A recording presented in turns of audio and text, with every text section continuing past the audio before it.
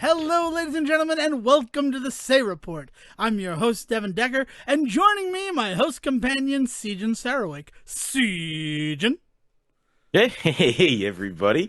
It's 2023, It is Dev. 2023, and here's what I've done for the first time in 2023. I have a bust of George Washington. I hope it's George Washington. I mean, it says Washington on it, so I can only assume. I have a bust of George Washington on my desk, and I've never flipped it over, which, like, that makes sense, right? Oh, but now you found the secret passage. I found the code. No, it says Dollar Tree Distributors, Chesapeake, Virginia 23320, made in China.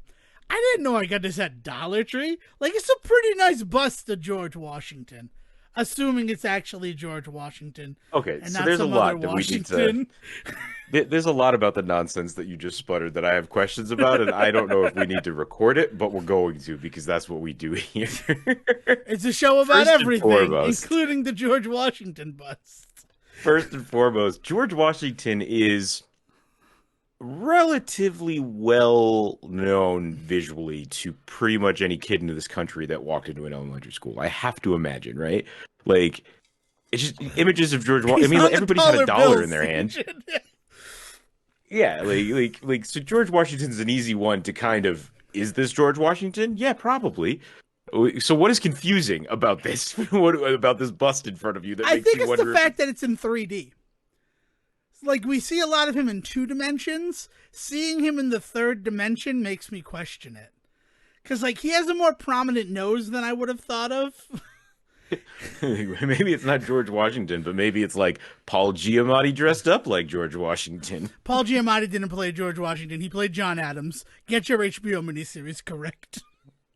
I think he'd still be allowed to play George Washington at some point in his life. I don't think that precludes him from ever playing George Washington. After playing Dr. Lindy in Love and Mercy, I don't want him touching another president. He can play Santa in a Fred Claus 2, where they eliminate Kevin Spacey from the timeline somehow, but never again can Paul Giamatti be one of my presidents.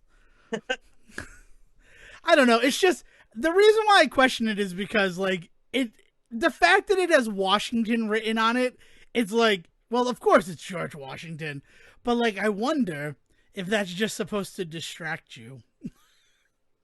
I don't think anybody put as much thought into this as you have. I think that's the real secret. That's a good point. That's a really good point. I mean, it could also be George Washington Carver, and then they just put his middle name on there. It's not George Washington Carver. I know what he looks like. I know what George Washington looks like, too.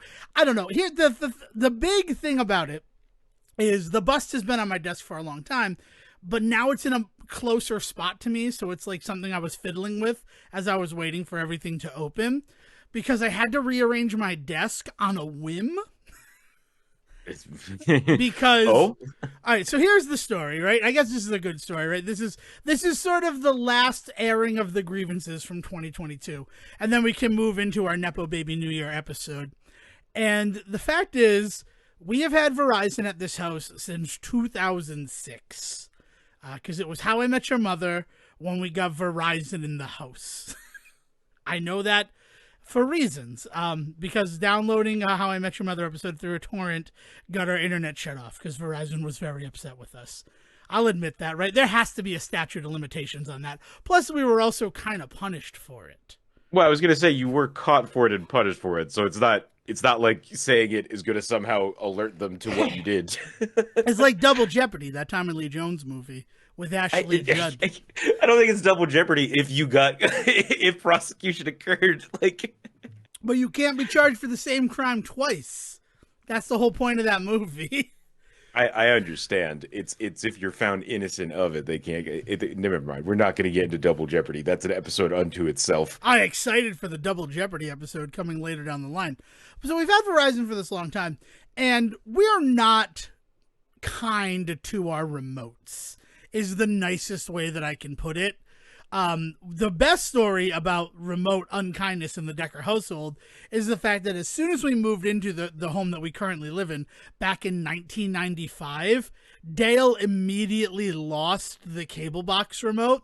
This is infant Dale, like an 8-month-old Dale, took the remote and put it somewhere, and we were never able to find it again. And being an 8-month-old, it was not going to ever pull it back out again, right? Right, exactly. It's like that's a squirrel hiding an acorn in January, and then come December, it's like, fuck, I know I hid this acorn. I cannot be bothered to find it. Well, you see, what squirrels actually do is that they don't really ever find their own nuts again. That's why they stash nuts everywhere, so everybody could just feed off of each other's nuts, right? And so that's what you have to do with Dale, is you just have to bring a bunch of other babies into the room and just have them hide shit, and eventually one of them will find the remote. Okay, I mean that wasn't really an option in '95, but if I ever get that a might chance be the to plot go of the back Boss in Baby time- show on Netflix. I think It's if I definitely remember the plot correctly. of Nut Job. So like, I was there with you. So that's what happened, and we had to use one of those universal remotes, like the all-for-one remotes. It was a football-themed remote because my dad's a big football fan. So we're not kind to remotes, and that's like just the easiest story to tell about that. I like the big old ones. If you're gonna get a universal remote, if you're gonna go to town driving a Lincoln, right? Get one of those big old ones for people with bad eyesight, and then you'll never lose that fucker. That thing's the size of an iPad. It only has like 4 buttons on it because the secret is you only need 4 buttons on those stupid things. So the real reason that we ended up using that all-for-one football remote is that we got it for Dad as a gift for Christmas, just because, oh, look, it's like this. But my father hated all-in-one remotes. Kind of like your whole theory on DVD, VCR, TV combos. Like, it's not doing any of those things great. Right. Yeah, so like the all-for-one remote, the universal remote, it's not great for everything. But when it came down to it, it became our cable box remote, because we certainly weren't going to go out to buy another one just to replace the missing cable box remote, if that makes sense. Anywho, so our Verizon remotes, the one that I currently use all the time, the back panel that holds in the batteries shattered into 2 pieces one of the times that I dropped it. And my father brings his remote to me and goes, I think I broke the IR sensor. And sure enough, the IR sensor is just split in half, and the like diode behind it is also cracked. So I'm like, yeah, no, you did. We need to order new remotes from Verizon. Now, that's a very easy process that we have done many times. You just call up, you say we need replacement remotes, and they mail them out to you. Before the pandemic, you could just go to any Verizon store with your damaged remote, and you could trade it in. Yeah, just tradesies. Right. So that's what we do. But now you go online and you do a chat with somebody about it. So my mother initiates the chat to try to get replacement remotes because mine, I'm always losing the batteries now since there's nothing keeping them in there. And my father's literally does not work because of the shattered diode that is supposed to be transmitting the infrared signal. Yeah. She goes online, she says, hi, I need replacement remotes for my cable boxes. And the guy who answers her back, let's call him Solomon. I don't know his actual name, but the odds of his name being Solomon are so low, that's the name that I've chosen. Fair enough. And Solomon goes back and goes, oh, well, your cable boxes are out of date, so we actually don't carry the remote for those anymore. So you're going to have to upgrade everything. Now I see that, and I'm like, oh, there's a sucker born every minute, right? This is Verizon trying to get their hooks into us. Mm-hmm. But along the same lines, we have only had 100 megabit per second up and down internet for a pretty long time. And when I saw that now low-income households can get that internet speed for free as a low-income household, which is a good thing. I think that's a great thing that like now we're providing. The internet is such a necessity in this world. Like you can't do banking without the internet. Right. Like I mean, there are you like can't so get many a things job. you can't do. Yeah. Mm-hmm. And going to the library, I mean, where are libraries anymore? Congress, right? Like, it's just the world after the pandemic has been very different. So, like, hearing that whole thing about you can get 100 meg up and down for free if you're a low-income household, that made me very happy. But it also made me say, maybe we should look into upgrading our internet speed. Yeah, if we're working off of the stuff that it's like, hey, if we're sitting around and eating the government cheese, maybe we should just possibly look around the supermarket just to see what's up. Right. So excuse me, even though I'm hesitant for this whole Verizon on the 27th of December to upgrade us on our cable plan. It's like, let's hear the guy out. And the cable boxes, there'll be no charge. They just need to give us new boxes. Right, and our internet will go up from 100 to 300, which is an improvement. It's not going to be like a huge, it's not like going to gigabit per second internet, right? Which I think would like blow my father's mind if you could use the internet that fast. Excuse me. Whoa! You dying over there? What you doing? I'm so dry. This weather has not been kind to my sinuses in any way, shape, or form. I'll just be honest with you.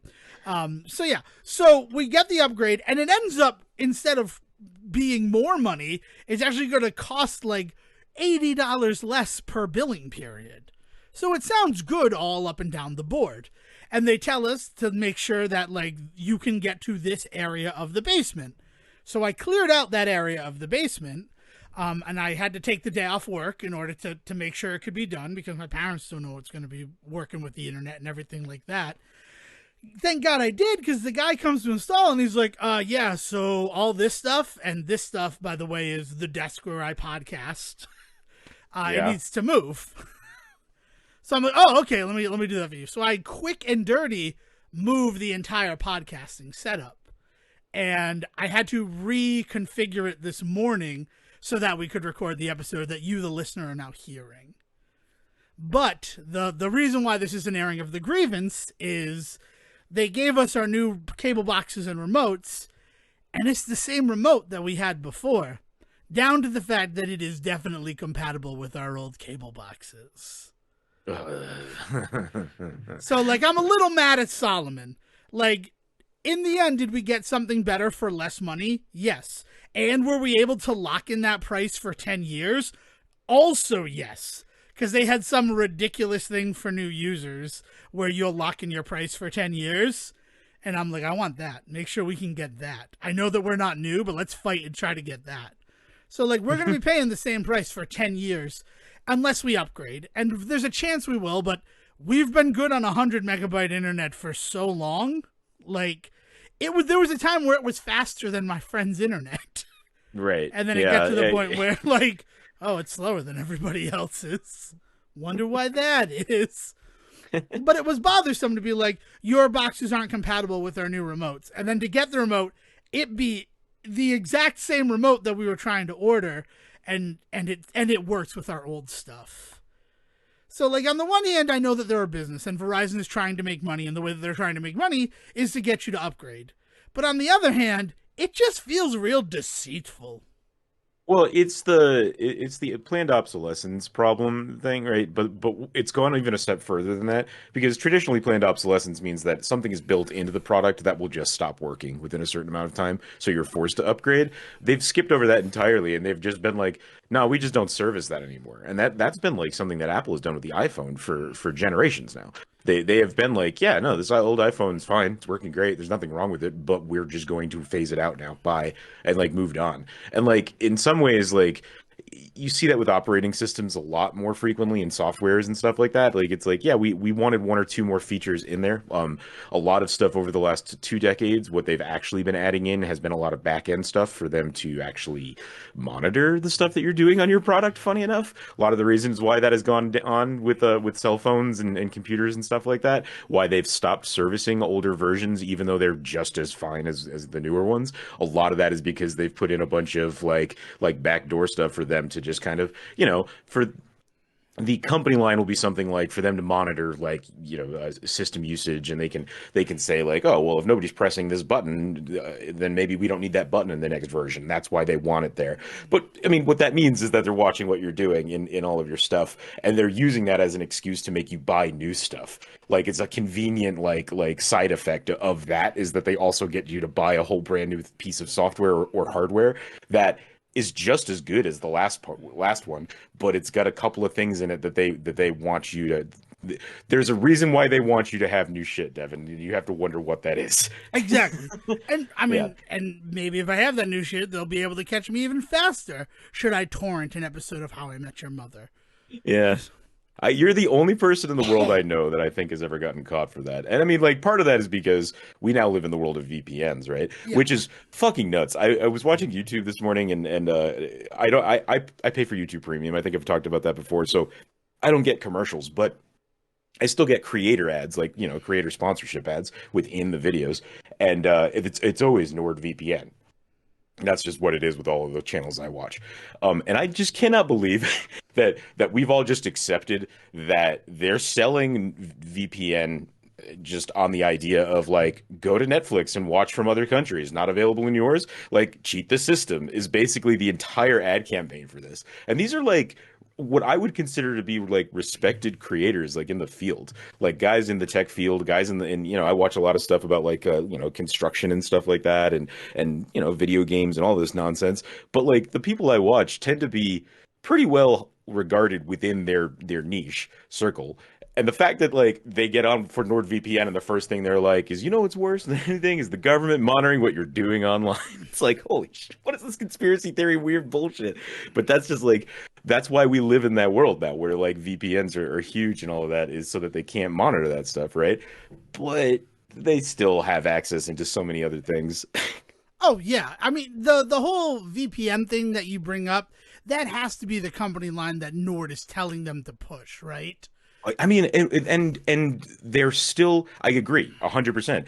And yet they're still a pretty, as far as I can tell, respected company within like the tech fields. Like doesn't nobody talks about Nord as like like the guy that bought islands off of Girls Gone Wild, but like I just remember the days of what it really is it strikes me as really weird compared to how things like the Pirate Bay hasn't been treated, is still treated. Like the fact that they literally had to go into like submarines for 3 weeks with their servers off like some coast so that they couldn't get arrested. Like and the fact that like they have always been portrayed as these weirdos in a black room somewhere that are just like breaking into your shit. And yeah, they're letting you watch the latest movie from The Rock, but they're also getting all of your bank information at the same time.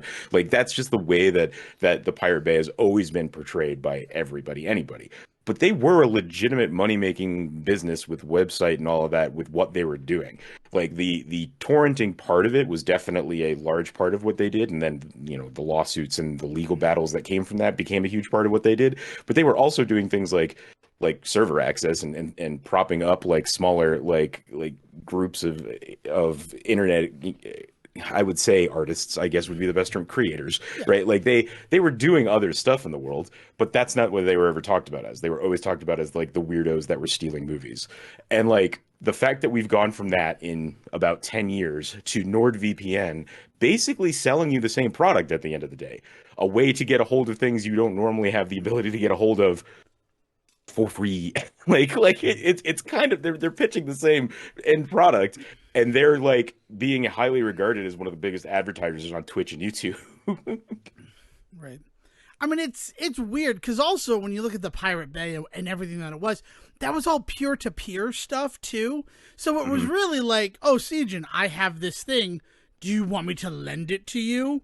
And Yeah. then like you burn it to your computer, right? Like I Uh, give you a CD and you rip it to your PC. and Like those kinds of things still exist. There are still plenty of websites. Not Hurt Locker. What's the name of it? But like Dropbox. yeah, there's a ton of those little websites, and that's really what happened is that they broke up into a bunch of smaller places, which inherently makes it less secure, which sucks. But this idea being that there are still places you can go to upload a large file and then tell anybody that wants like the link to it to download it. That is business. That's how most businesses run nowadays. So like that's what I mean by saying like what the Pirate Bay was doing was just file access. And like that's the big legal side of the whole thing is like and the fact that they were just painted as these guys and some of it's their own doing. They literally called They themselves the call Pirate themselves Bay, right? pirates. Yeah, that's Right, true. right. Like so I mean like I'm not going to sit here and act like this is like unfair in any way, but the bias when anybody talked about the Pirate Bay was definitely not a great one versus NordVPN, who again I feel like are playing in the same playground, and everybody thinks they're great, and it's just funny to me the ways in which we flipped on that stuff in the last, like I said, like 10 years. I'll agree. I don't know, because it just seems like VPNs. I'm always nervous using a VPN personally because I know that it's like a virtual network and all of that, but also I don't know what's going on. The person who's giving me access to that and what then Mhm. they can have from me, Right. right? Like it's everything is kind of scary on the internet if you give it like 4 seconds of thought. Yeah. And that's just a fact of it. But we got faster internet. Hopefully that means that this is a better recording and we're able to connect to each other. But it was just a weird thing to have to go through. Like I mean, it was especially like on like 2022 in a nutshell is what it sounded like. Was like something broke, you called the expert showed up, and you just had to just deal with it. it And was it it. feels like that's what we've been doing for the last year is just like the experts just keep delivering more and more bad news, and we just keep having to figure out ways to deal with it. Yeah, that's a pretty good summation of the year there. I don't freaking know. It just sucked. It sucked to be like, oh, this looks a lot like our old remote, and then it works on it. Especially when if you go to the Verizon site, like they do have a whole new upgraded system that does have new remotes. So like on some level, I'm like, oh, it's gonna be that, right? Like it's gonna be that new sleek. It kind of looks like the Fire Stick remote a little bit because the I will, box itself is essentially just a streaming device. I will say that I don't know if I would necessarily have expected that, considering that your story about how you guys were on the 100 megabyte network for over a decade sounds to me like you were maybe looking at a higher end package than your family usually buys into. Let's put it that way. There's a good chance of that, but there's also the fact that I guess one of the other reasons why I'm wary of Verizon is my father and mother walked into a Walmart, let's say 6 years ago, and there was a guy with a clipboard from Verizon who's like, "Do you have a second to talk about your Verizon?" And they talked to that guy, and he ends up selling them a whole bunch of stuff, all of this extra stuff that we didn't need. And it was gonna be like the same amount of money, but then I'm looking at it, I'm like, yeah, it's the same amount of money for 3 months, and then it's gonna triple our bill. Like these guys took advantage of you, and like I did not like that at all. Like I was really upset about that for my parents, like getting taken advantage of. And like the stuff that we would have gotten in that package was that newer box, right? That would have had the newer remote control, not the old remote control that we still have usage of. So I Yeah. thought that like when they're saying that those boxes are obsolete, it means that we've switched over fully to the fact that what was the big fucking deal 5 years ago is now the standard. I wasn't I mean, you'd think expecting, that you yeah, would think that with a tech company that would be the way that they would move for sure. No, I know. It's stupid. I yeah. don't know. I think I've told the story before about the one and only time I ever personally signed up for Verizon. Was in grad school, and they offered a deal at BG, specifically at Bowling Green State. They were like, "This is the Bowling Green Falcon deal for this like whole new package for cable." That would come with a like a really slick looking box and all of that, and you'd have the ability to go to certain channels. And part of the deal was that you didn't get the information, the channel information, I think. Like Okay. it was like this really weird thing where like what wasn't included was some like UI stuff. So like you had the ability to watch Netflix, but you had to go to like the Netflix channel. There wasn't a built-in Netflix app, just as an example, right? So like it was weird stuff like that, but it was a pretty cheap deal for grad students, specifically for you while you were in school. Like, okay, fine, sure. Signed up for it. They showed up, they installed the box, they go, and I go to use the box, and I go to a channel and it says you don't have access to this channel with specifically with this box. So I call them up and I'm like, hey, this is telling me that this box type can't get these channels. And they were like, oh, let us look into it. And they look into it and they're like, oh, yeah, that's an obsolete box, just like they said to use. So we need to get you upgraded to a different box. And then they were like, okay, so we're going to have to get you onto a new plan so that you can get the new box. And I was like, well, no, the whole point is for me to be on this plan. And they were like, well, no, then you've got to keep this box. And I was like, I'm paying you to get these specific like amounts of channel, like the whole package includes these channels. That's what you're selling it on, and you're telling me that that is actually not possible because it also means I have to be on this old box that can't show those channels. So you're making me pay for channels I can't watch and rent out a device that can't show me the shit I wanted to pay for. I was like, no, we're done. I don't need this anymore. And I don't know where it would have gone after that because I basically canceled right there on the phone with them. The same guy that had installed my shit earlier in the day showed back up to collect it all and left. Yeah. I don't know. And that's the thing that always just made me really nervous, was the fact of like that happening to my parents, and then me reading the fine print and being like, yeah, no, it sounds like you're saving money, but you're not. This is not a better deal.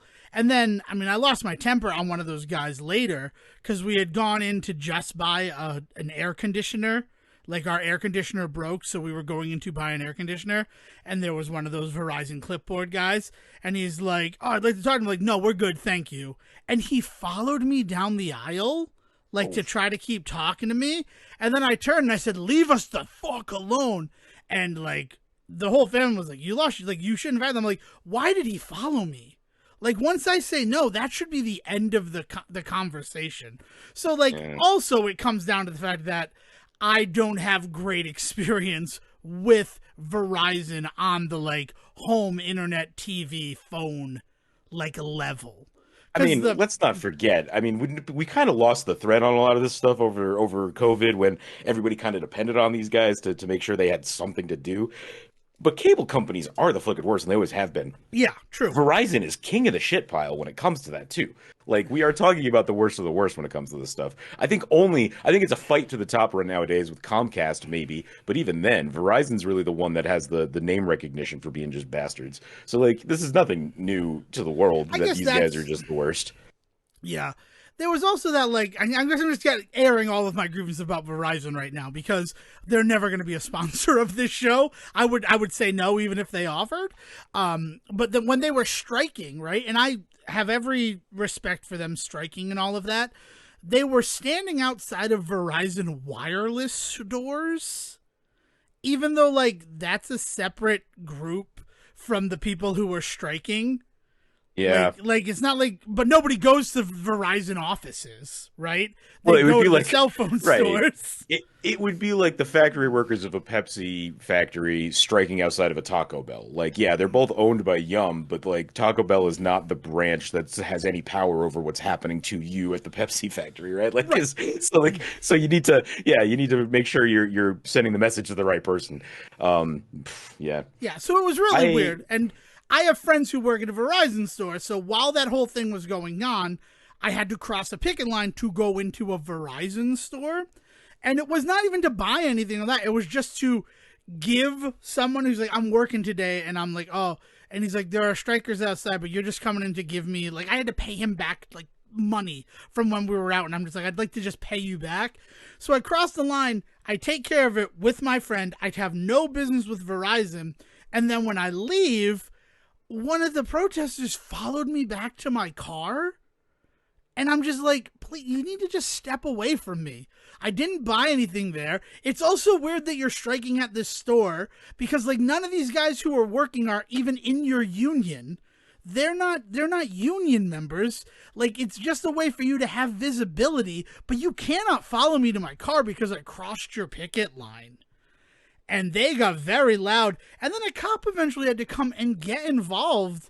And he's like, just go to your car. Because, like, I've watched the whole situation. They're harassing you. And at the same time, like, I want to stand with the people who are striking and trying to get, you know, a living wage and better things like that, right? But it's like, so I'm not buying from that. It was so weird. It's just one of those things that has always stuck with me. Like, don't follow me as a protester. Stay with the picket line. And thank God, like, a cop had been sent out to that site because, like, I don't know where it would have gone. Because, like, I'm just being calm and I'm like, please do not follow me to my car. Yeah, like, I mean, it's you weird know, it's what the you're problem with doing. all of this stuff is it all comes down to the individual experience, right? Like, I mean, dealing with that sort of shit and dealing with these companies and all of that, and like trying to figure out what works for you and trying to do it in a way that is not going to perpetuate this bullshit, right? Like you want them to stop behaving badly, but also at the end of the day, you kind of need them because, like you said before, like the internet is so vital to everything that we do in the world. I mean, not just here on this stupid show where we podcast. Like, yes, the internet is vital to this, but this is not vital to our lifeblood. But like banking, you know, putting in job applications. I'm literally in internet school right now. Like I like internet is a huge deal, like in our lives. So we have to deal with these people in some fashion, right? And finding that balance, having to find that balance again between like working with these companies that we hate, but also needing to depend on them in these ways, it's been hard because they had the upper hand for a long time in COVID, and they had always kind of been pushing their luck before that. And then, like I said, during COVID, we kind of gave them all a pass because we were so dependent on them for still being able to go to work, being able to go to school, but also shit to do when we weren't doing that stuff because we couldn't go outside. So we were inside watching streaming shows all the time or playing games with our friends online. So like they really did gain a lot of confidence, at least confidence in their shitty business practices because of the last 3 or 4 years. And we've got to start figuring this out again. Like I said, though, it's really just been a lot of the powers that be just being like, this is the way it is. And I was just figuring out like, okay, then I guess this is how do we deal with it. Yeah, I guess that's it. I guess it's just the way it is. But I mean, that's what we're seeing, though. I think right now, as the world sort of acclimates to we're no longer in a pandemic, which I don't agree with, especially when you like see the things. If anything, and I'm not going to say it's worse in terms of like we have boosters now, so COVID is manageable, but we also have two other diseases right now, like this year's flu and the RSV, like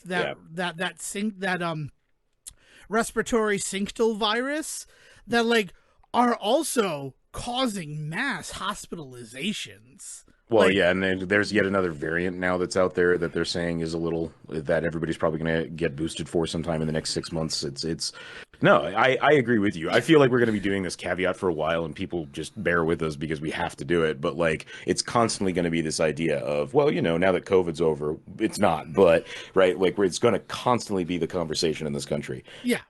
And that's it. But now that COVID is over, what we're seeing really is a lot of that stuff that was hyper overvalued in the pandemic, like streaming services, like internet and cable providers, like we're starting to see the numbers regulate back to more believable statuses. Yeah, and it's part of why everybody's talking about the quote unquote tech bubble bursting soon. Yeah. It's not the only reason, but a large part of it is that these companies did gain a lot of not like not imitation value or like fake value. They were very valuable to us.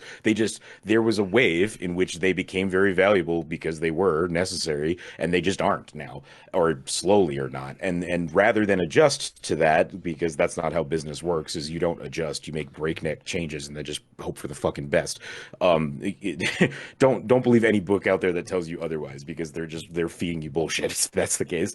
But this whole thing is like they don't want to change. They don't want to lose this power position. And we're seeing weird shit like this left and right. And I mean, in some ways, like that's what leads to a lot of the workers' rights stuff that we were also dealing with Verizon.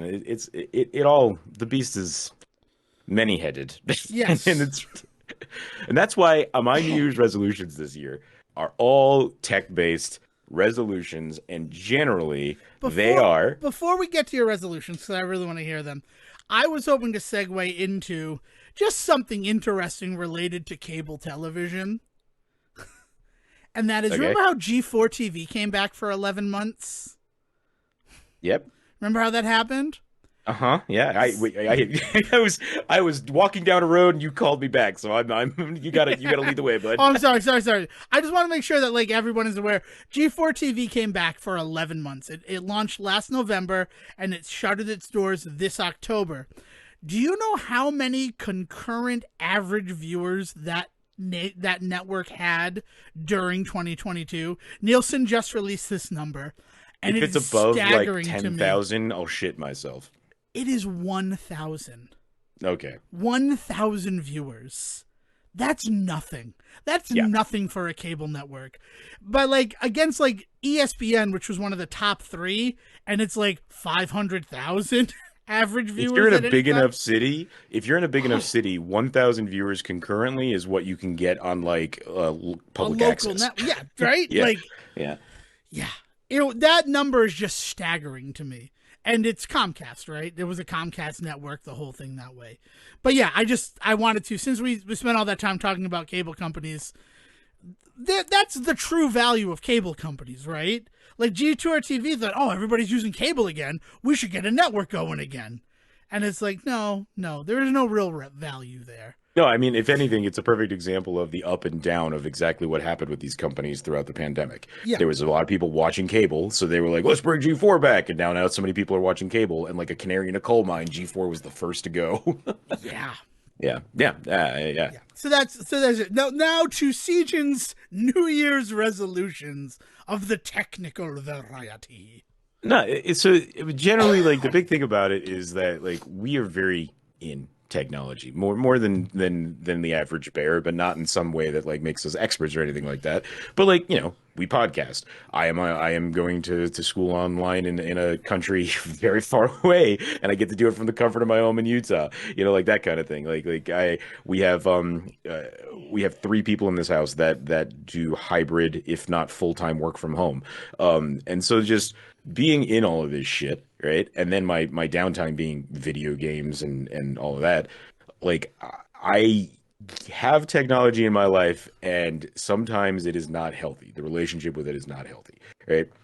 And so I just started realizing that it was like I hate New Year's resolutions. I'm never one to make them seriously if I make them at all, right? But I was having some real thoughts about some of my shit with this, and I was like, I need to really kind of make some changes about my relationship with tech this year. And like they're basically things like when my internet stops working, as it has some real problems over the last few months, I am going to start prepping for things I can be doing when that occurs. Because generally, what happens now when that occurs is my entire life comes to a standstill. I can't do anything class related. I can't do anything work related. I can't do anything project related. My entire life is basically at a standstill because the internet is out in my house. And that has really made me like really uncomfortable the few times that it has happened. Sometimes it's only been 2 or 3 hours. Sometimes it's been a lot longer than that, and it has made me uncomfortable. So I was like, I need to start breaking away from that. So one of my big resolutions is to like uncoupling myself from the need for internet. Not that I'm going to be like cutting it out of my life completely, but I need to have something to fucking do if the internet's not working. Even if that's like, okay, I had these, house plans like cleaning or something, I'll do that instead, like something. That's like the big one. Then the other ones are all small shit. Like I have decided that I am done giving money to broken games. And so I am going to make sure that any video game that I put money towards, whether that's an open beta on something or a full purchase or a game of the year edition or anything like that, or re-release, anything like that, I am gonna have to start waiting until it's been out for a few weeks to hear what's going on with it. Too many games at every level of the industry have come out over the last couple of years that have just not worked or have been missing major pieces or like and the amount of times I have purchased a game and it's just shit the bed on me has been depressing. I actually tried to do a kind of a replay of during the spooky season this year of Bendy and the Dark Revival, or no, Bendy and the Ink Machine before Bendy and the Dark Revival came out, the new sequel that just came out this year. Especially because Dark Revival had started getting a little bit of buzz and had a couple of early players like really talking about it, and I was like, well, that's good because like the first game was not disappointing. It was an episodic horror game that I got the first two episodes of for free, so I couldn't really complain. And like there were weird mechanics and things that didn't work, and then updates I wasn't necessarily aware of and things like that. So my experience with the first game was already kind of up in the air, and I was like, I need to give that game like a good solid go of a final product, what it is now, so that I can then play this new game and kind of get on board. Because like I do love the concept of that game, the art of that game, the story of that game. I love all of that. My biggest issues with it were that it was kind of a technical mess, but it was a technical mess I was prepared for because of the nature of how it existed as like a free hard mod and then eventually a full game and all of this other stuff. That was not going to be the case with the sequel. So I purchased the first game, and I purchased what was supposed to be a on disc version of that game for PlayStation 4, and it was just as technically messy as the ways that I had played it kind of over the years as like free through Steam and shit. Like they didn't bother cleaning it up. I hit a point in that game it's a 5 chapter game. In the start of chapter 3, you come down an elevator, walk off, and a door is supposed to open. And I started up my save one morning. I get off the elevator, I walk to the door, and the door doesn't open. And I'm like, oh, am I not supposed to go this way? Is there another door? I spend like 20 minutes going back and forth. I get back on the elevator and realize, oh, I can go back a room. But then like it like weirdly glitched out on me when I went back a room, and I was like, okay, I obviously wasn't supposed to do that. So I watched like a playthrough, and somebody just gets off the elevator and walks through a door. And I was like, well, shit, that sucks. So I went in, found an autosave from a couple of minutes before, got through that, got to the door, it opened. Well, that's great, fine. But then, like, I hit another one just like that a couple of beats later. Like, I hit another moment where, like, I pulled a switch and nothing happened. I went and I watched a playthrough, and it's like, if you pull this switch, this wall moves, and it's like, that's not happening for me, like shit like that. So I just basically could not play. And it had something to do with that save file because this was early October-ish when this happened. I played it again in November because I was like, I really want to play it. And that was early enough in the game that I feel like I can just power through, especially because I can be prepared for it and I know just not to stop at this moment. So I get through all of that stuff and it all worked perfectly. So there was clearly something about that save file that just wasn't working. But then in this other save file, I ran into some other shit. It just was like bullshit after bullshit after bullshit of running into dumb, weird soft lock problems and things not loading correctly. At some moment I was hiding and somebody's not supposed to be able to get you if you're hiding, and they just like they went through the door I was in to basically get to me. And I was like, well, and there was no animation to it. So it's not like they found me. It felt like they reached through, like the door wasn't there. Like they just reached at me. And I was like, this is no fun. This is a part of this game where you're supposed to run and hide from this thing and the hide mechanic doesn't work. Like, fuck that. So I've just been so miserable with that. And I've like purchased like a physical version of a game that I'd already kind of supported a few times online. And like, that's just one example though. We've talked about so many games this year that have come out that have had weird versions or have had major patch updates day one that have changed things. And this is something that we've talked about for a while, but I just feel like it's become such the norm that I have to draw the line at some point, and this is it for me, right? Like, is I'm not buying video games anymore day one. And like if there is a game that I'm really looking forward to, then I'm going to make every effort I can to get as much information before release so I can buy it as close to release as possible. Because, if a YouTuber I like plays the game a week beforehand because they get an early copy of it and it looks good, then I'll buy it release day because at that point I know somebody was able to play it. And then if I have any problems, that's something I can work on my end. The problem is that this is shit that just everybody deals with apparently. And I'm not doing that anymore. Yeah. I mean, resolution-wise, if I were going to make a resolution, I'd like to be able to get into that exclusive club of early access players. I don't know what I would have to do to get it, but every time that I've gotten to play a game in early access, I'm okay with it knowing what happens after the patch comes out. Right? Like it works for me. Like playing Ritual of the Night the way that I did. That was excellent because like there were parts that were broken and then I'm like, oh, okay, but I did get the game a week before it was supposed to release. Ditto, like River City Girls 2. There were issues with the game, but I was able to finish it and I'm like, well, I chalk up these issues to things that are going to be fixed. But right now I am sitting at the precipice of having finally hit one of those game-breaking glitches that everybody talks about, and it has bummed me the fuck out. Like, I don't even know how to feel about gaming right now.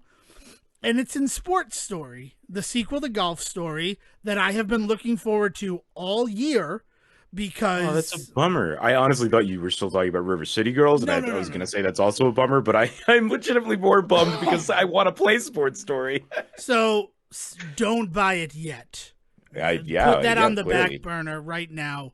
River City Girls, I've gotten the platinum for the American release on PS4 and PS5. So it's doable, it's all there, right? People have performance complaints. They say that it's playing at 30 FPS. I haven't noticed that, and my monitor actually has the way to track output so I can see that type of stuff. And it's telling me it's running at 60 FPS. Now, I will admit, in the beginning of the game, in order to emphasize the fact that they haven't trained for 2 months, everything feels a little bit more sluggish. But once you beat the first boss, it starts to feel better. So I don't know if like people are attributing that way how it feels as it running in 30 FPS. And the answer to all of this is the fact that on PC, on the Steam version, there's an FPS patch in beta Well, right now. right. Yeah. So the other thing you got to consider is you're talking about on your PlayStation is where you've played it and you've not noticed many problems Yeah. frame rate wise. Yeah. So the other thing is that frame rate counting when it comes to consoles gets funky because depending on how your TV monitor is getting that number, if they're getting it from the PlayStation, it may very well be putting out a 60 frame per second but that Signal, but that number doesn't mean that that's doesn't what's. necessarily match what the game itself is doing, which is what makes PC versions so important when it comes to that sort of tracking. Why you still need to make sure that tracking really is being done on something. But I mean, like it's not impossible to monitor that shit. You just need to make sure you're monitoring at the right level.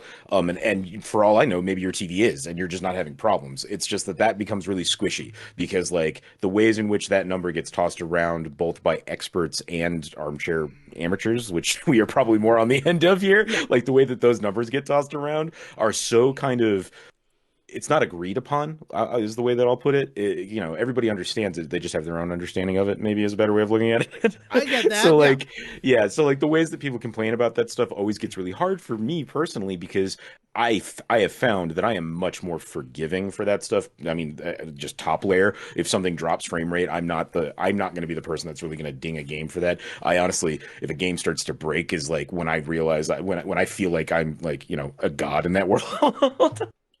So drop frame rate to me is an achievement. But beyond that, like this idea that like if a game, if it's ruining my experience, I will also call that out, right? Like if it drops frame rate so bad that like it looks like a friggin' clip art show instead of a movie, like yeah, we'll have words. But I am I'm not as serious about it as some capital G gamers are, but when they do get serious about it, they will push any number they can to push their narrative about it. So I mean, it could also just be complaining on the internet. Yeah. I mean, the fact that the Way Forward has released a beta patch for Steam that apparently fixes it, I'm curious to see what it plays like at 60 FPS because I didn't have those issues and I just might Yeah. have been one of the lucky ones.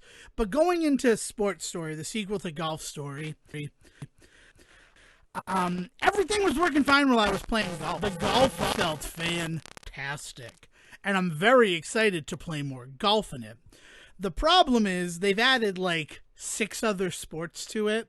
Right, that's the whole That's the whole sports story of it all, sports right? story Yeah. of it, yeah. And so far I've played, I believe, 5 of them. I've done volleyball, cricket, soccer, BMX, and tennis. Yeah, wow, that's 5 of them. And as well as golf. And I've been enjoying it, but the tennis academy, where you have to go to learn how to play tennis, is a glitchy fucking mess.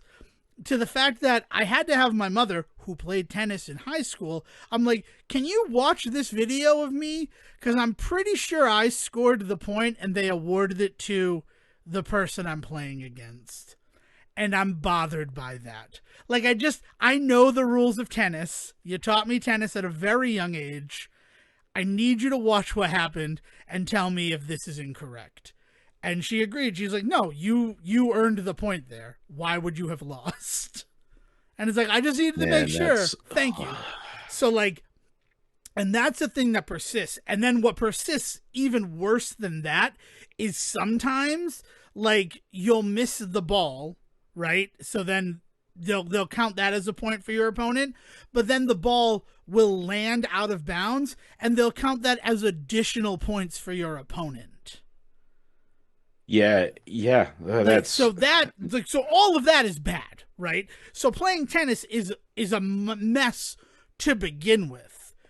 And then I got to a mission where I had to find water balloons because for no reason, like all of the like conversation trees are fucking broken as well. Like you'll talk to a person who's supposed to give you a mission and rather than explain to you what needs to be done, they'll say, "So do you want to give it a try?" And it's like, I feel like there was more that was supposed to happen before you're asking me if I want to do what I'm going to do here. Right? Like, you just saying, do I want to give it a try? I don't know what you're expecting from me. So that's weird. But you get to a Yeah. mission where you're going to launch water balloons at an older academy member, right? Who was mean to you when you were in detention. And I couldn't find water balloons anywhere, so I just started talking to everybody. And I talked to like the secretary of the academy, and she gave me the mission that I had done before the water balloon mission again, but with a different objective. And I completed the old mission, and now I have lost the water balloon mission. The people who gave it to me are no longer there. And I've gone online, right? Because I don't want to be one of those things. Because the other thing about, like, oh my God, I've hit a game breaking bug. I look back to 2006. I look at, not Majora's Mask, Twilight Princess. Mm-hmm. And everybody saying that that game was broken, and it was just you need to catch two fish instead of the one fish the game tells you. Now, yes, that's a problem. That's an error in the syntax, it's an error in like reading it, but it's not a game breaking glitch.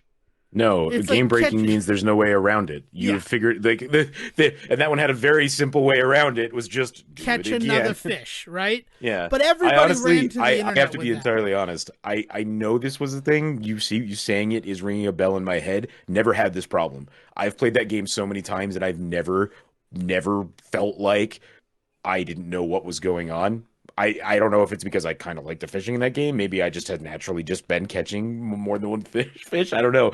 So like, yeah, I don't know. That's weird because like I know that what you're saying is a thing that people have definitely complained about with that game, and I have personally never experienced it. Right. And I experienced it one time and I'm just like, oh, okay, so what, like, whatever. It's a new game. They want me to learn the fishing mechanics. So whatever there.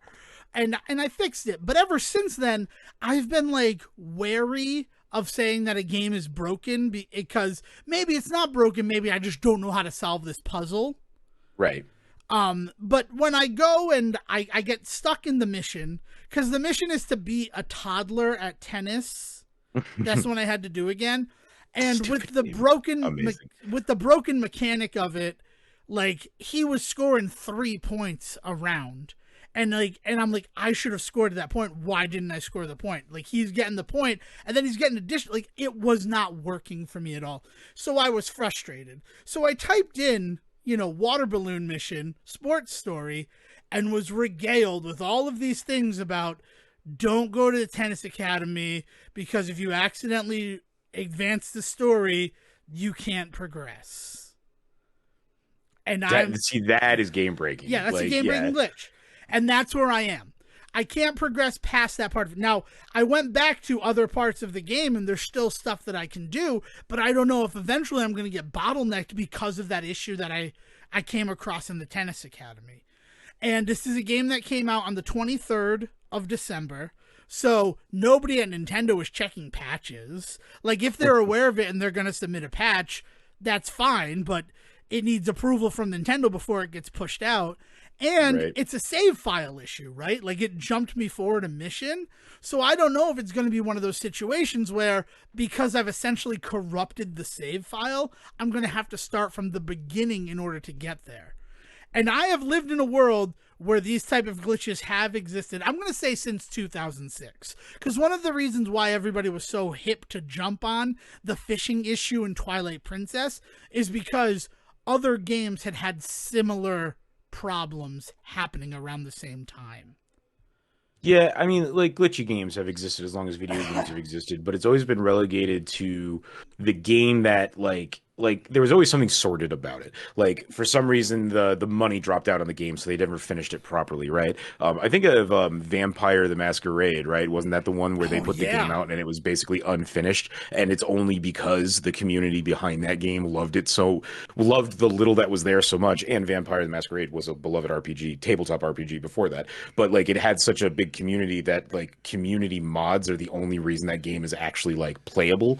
Is like it's crazy that is a story in the gaming industry, right? But this idea being that like it was always one off, like one or two times a year you'd hear about some crazy shit of a game not being properly made, and like it was always like a big no, wag your finger. Now I'm sure it was happening more than that, but like I just feels like It feels like it's happening more. I don't know if it's because we're getting older. I don't know if it is happening more. I don't know what, but it feels like it's happening more. It feels like it's always more egregious.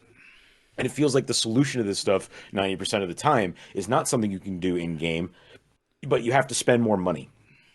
Whether that's making sure that I am invested in like PlayStation Plus so that I'm getting updates to my games, whether, like it could be something as simple as like I just come back to investing in the internet, right? Like, and this is a huge problem in this country still that we don't talk about enough is like we've become so dependent on the internet and not everybody in this country has equal access to it.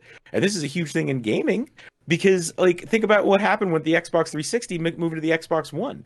And they were like, this is going to be an always online console. And when somebody asked, I think it was Phil Spector, right? When somebody asked Phil Spector about that, his response was they could just buy an Xbox 360, I guess. And it's just like, fucking, what the fuck? Yeah. Like the fact that like we have made the internet an integral part to gaming and it sucks because like now you need to have that because when these games come out it's okay for them to be broken, but you need to be prepared to be able to have that game fixed eventually if the creators of that game ever are able to get to it for various reasons. Sometimes the company that made the game doesn't exist anymore after the game's made. Sometimes it's not profitable, so why would we continue support for the game? Right? Yeah, I like, mean, so the worst, yeah, one of the most egregious examples of that is a game that I have on the PlayStation called 10-Second Ninja. It was a Flash game at first, and then it got really big, so there's like a $10 version of it that's available. Really fun game. The idea is that you have so many seconds to get through and kill a bunch of robots with your ninja dude. It's very pattern button pressy without being like rhythm based, which is unique, I think, and so I really love it. And I adore the hell out of the game itself, but the Switch version of it, no, the PlayStation version has a bug where after level 30 out of like 90, it just stops autosaving, and that's the only way to save in that game. There is no save feature; it just autosaves. So once you pass level 30 on the PlayStation game, if you've got a bad install of it in some form or fashion, there's a good chance that it's just going to stop saving your game. So you better be ready to sit down for 4 or 5 more hours and just finish the game, or you're never going to get to the end of it. And it sucks. Me and Hannah were playing through it, and we got to that point. And we were like, "Why is it not saving?" Looked it up, sure enough, and found out this was a common issue, and that the creator had basically said at that point, "I have moved on. This is like literally like the fourth release of this game. I am doing other things. I'm not fixing this." And so like I've just never gone back to it on the PlayStation. yeah, I mean, why would you? There's no incentive to. I Right. remember the Ghostbusters video game, which I loved. The online was broken right out of the gate on that 2009 thing, but like Atari shuttered and the game had been purchased by someone else to, release it and finish Yeah. it. And Yeah. so like they're like, we don't know if we're ever going to patch the broken online stuff. And I remember being so surprised when at the end of 2010, they're like, we patched it, but we don't know how long the servers are going to stay active. So if you want to get those online like accomplishments, you have to do it now.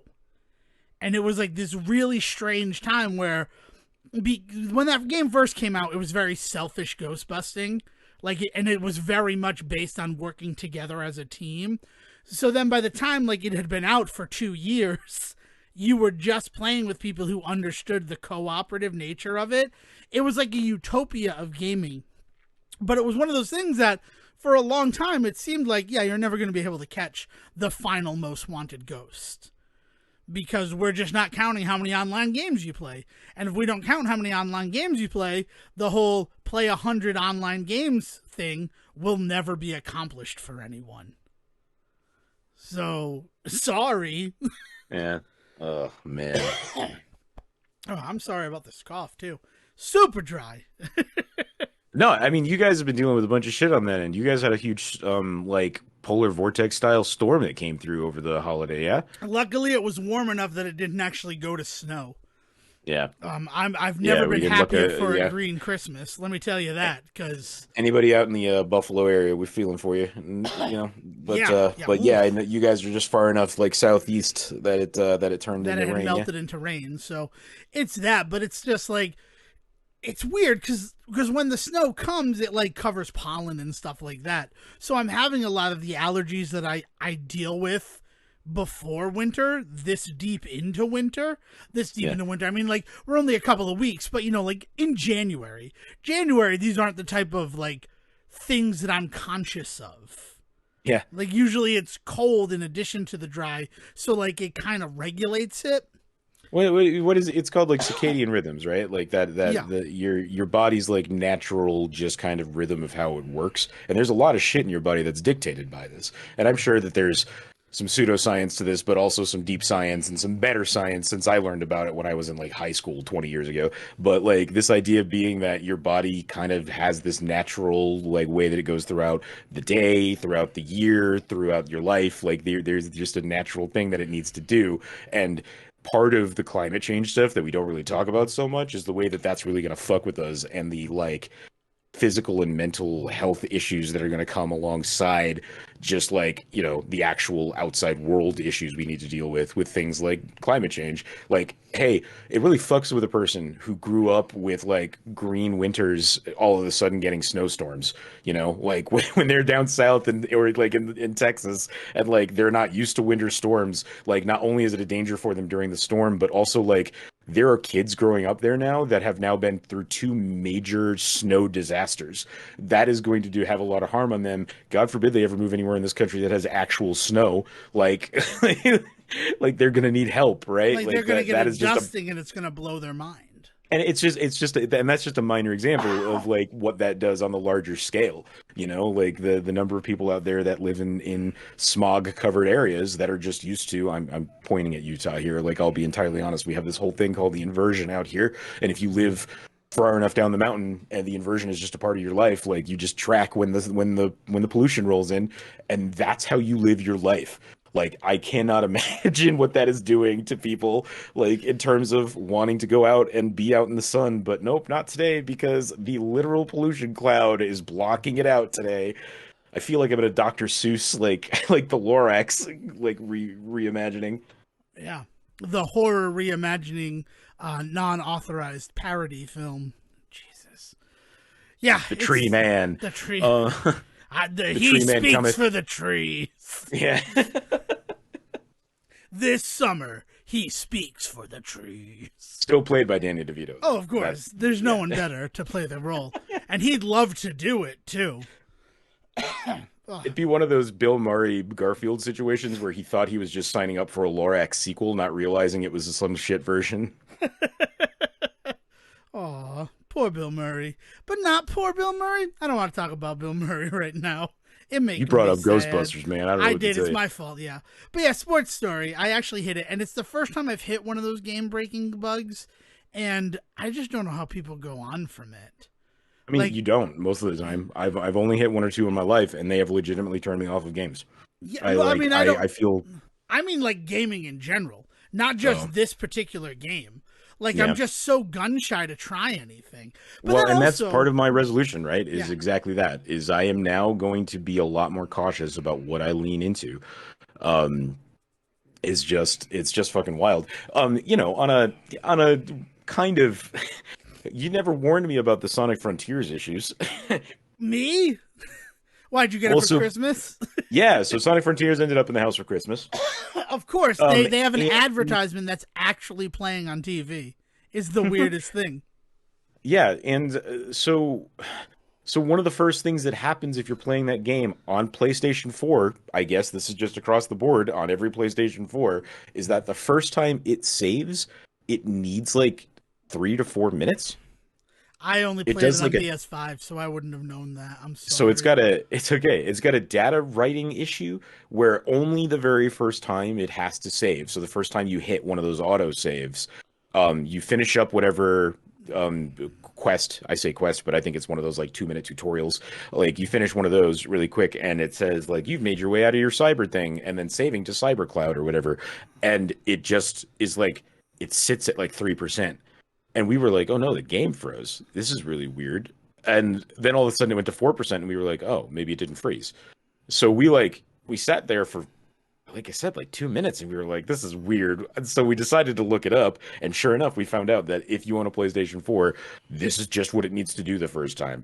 And then there was a couple of other things here or there where like things were like not quite uh like textures were not popping in, and some of the things in the game seemed to only be texture. They seemed to not be much to them.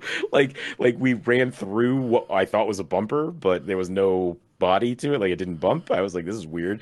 Like there's just weird shit like that I'm running into on the PS4, and it's not game breaking. I haven't hit anything yet that has stopped the game from like working in any meaningful way. But like, there's a lot of stuff going on where I was just like, I don't, I had heard that this was a pretty tight experience, and then add to that all the shit about the Switch, which nobody can decide if that's a Switch issue or a Sonic issue. But like there's just a bunch of stuff going on with that game right now, and that's something that came to my life just 2 weeks ago, and that is after weeks of people reviewing it and talking about it and hearing generally good things. Thought we were kind of doing the right thing by avoiding the Switch version. And it turns out, no, the PlayStation version had its own problems that we just hadn't heard about because it was so low on the list of issues for people. That's crazy. I mean, I've stopped playing the game because once you get to the second island and I'm just like, oh, this is a gameplay loop? Bye. I don't like you anymore. Drop Woody the cowboy. Because the gameplay loop is hella satisfying on that first island, and then when you realize what happens on the second island, I'm like, nope, this was good. I felt real good, and then you lied to me. So, I mean, I've never really talked about it just because I haven't gone back to it. Nobody has. Yeah. The reason we haven't talked about Sonic Frontiers anymore is because nobody else is. Yeah. So I mean, I was very excited that first day playing it. But then even then, it took me like 4 days before I went back into the game. And that's because I think now that I know what some of the gameplay is, I'm pretty into it. But I have also discovered that like, I'm trying to think of the best way to say this, like skater floaty platforming is a genre I'm very into. Sayonara Wild Hearts a couple of years ago was a limited run game, I think. It had a beautiful movement to it, but it was very much like progression, like beginning to end, right? And so I enjoy that, but there was a game last year that came out called Soul Ash that had that exact same kind of movement feel to it, but it was open world, and that was fucking wild. And then playing Sonic Frontiers feels like it is the corpo version of that, right? Like you have this like free running aspect of being able to go anywhere, the moves you can make, the ways that you get around the world feel very cool, very floaty, feel very fast. And then there are track areas that you can get onto, right? And that all works for me. So that gameplay style is enough to keep me interested, I think, beyond some of the goals I think that game is going to set out, because it does feel very thin in that regard. I just like moving around in that world.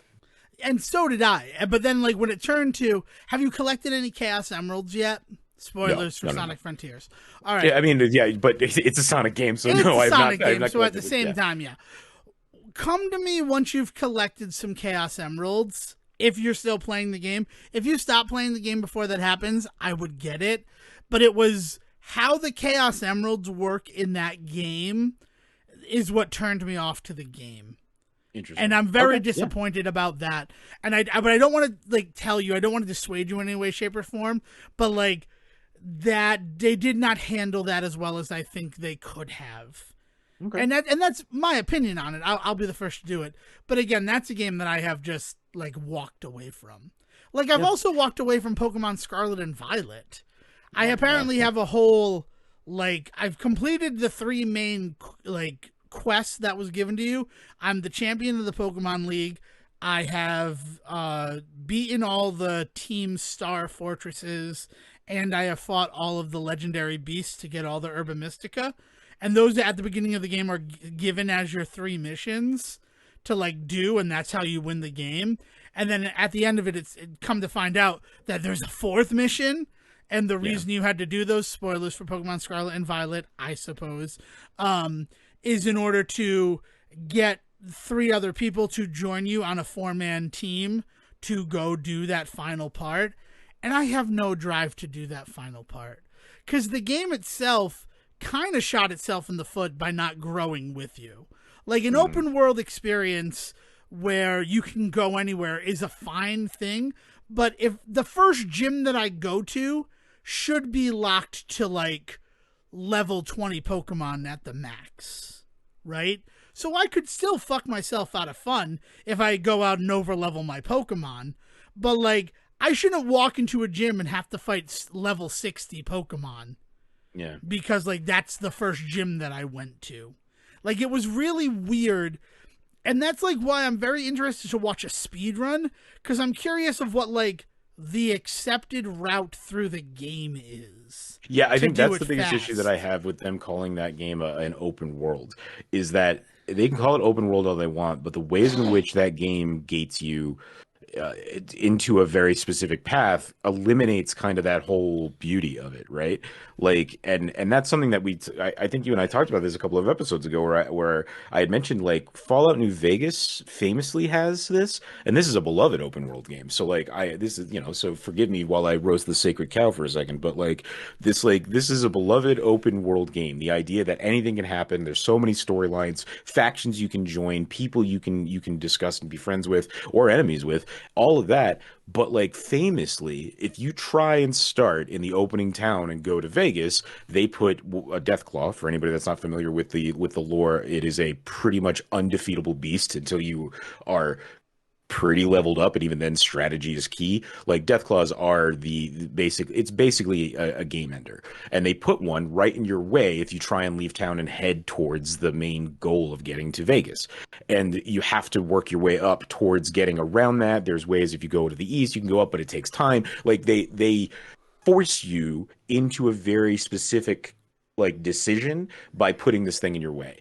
And the only reason that I think that it pervades as like still an okay choice. The reason that people are actually kind of fond of it in a lot of ways is because a lot of guys that have quote unquote gotten good, like it's become a pride, like a source of pride for them to start a game of New Vegas and defeat the Deathclaw and get to like it becomes a speedrun tactic. So you can do it, and there's this little smidgen or percentage of possibility that means that it is more open world than not. Right.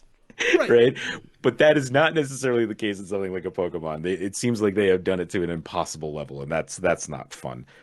I mean, it really comes to like Nintendo has been toying with open world games over the past 5 years, right?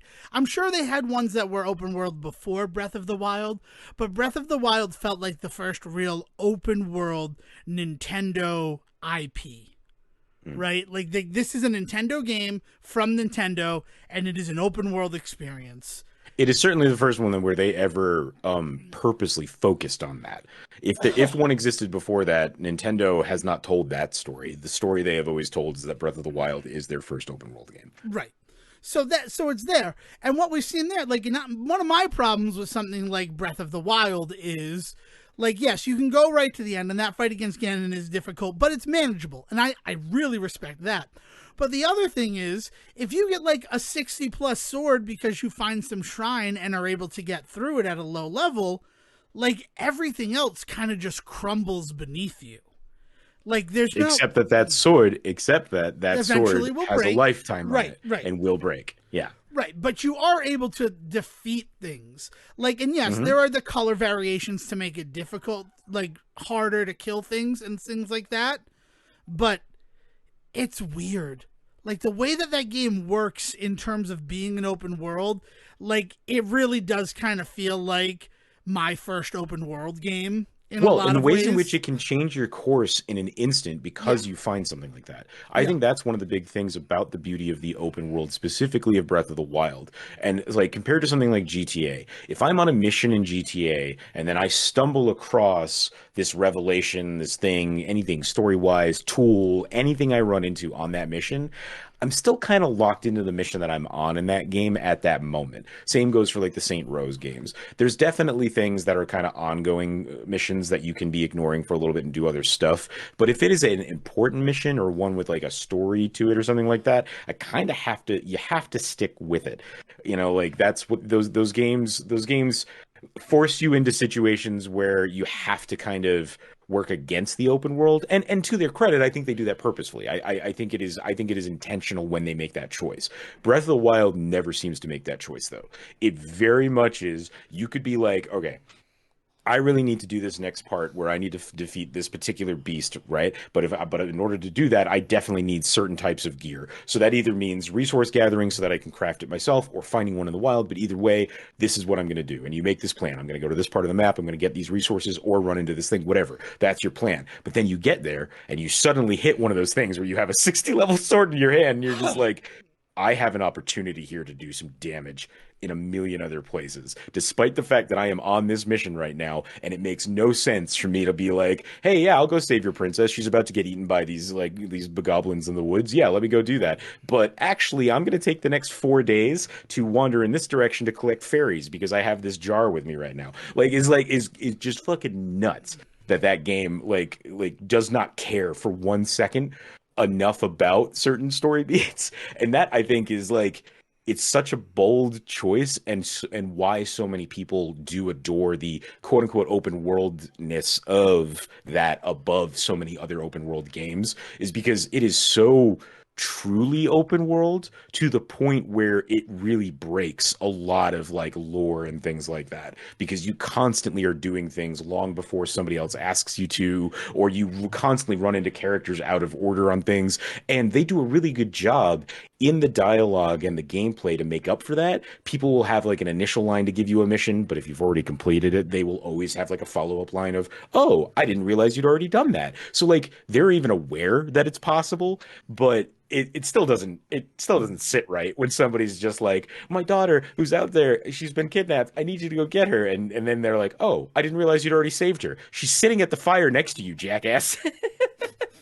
Yeah, and that's good. Like Like, that. Yeah.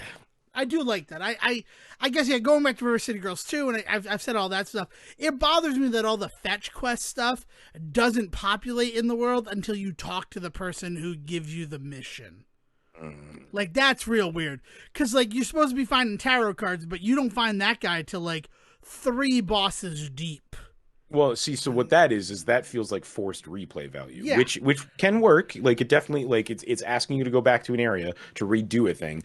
Borderlands does this all the time, and they do that because they're very much emulating like the MMORPG attitude without being one themselves, and that is like fetch quests in the same area, replaying the same shit over and over again. But they love doing that. Late game, they'll say, "Hey, I want you to go kill this guy again. I know you killed him once, but it'll be funny if you kill him again." I think that's literally like a line from Tiny Tina is Mm-hmm. go kill this guy a second time because it would be funny, is like the bit.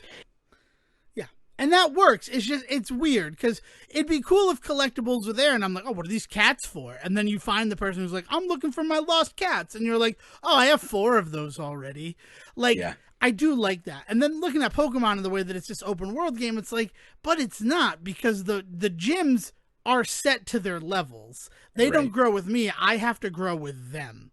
And Yeah, there's, it's weird yeah, in that respect though, because then it becomes a question about like what is the point of an open world? If the point of the open world introduced into video gaming is supposed to introduce a level of realism, right? That idea that, hey, why can't I get over this bush? Like I should be able to walk up this hill to go over rather than walking around it, because like I would do that in the real world. Why can't I do this here, right? So the concept of the open world comes from this idea of giving gamers this realistic anchor, right?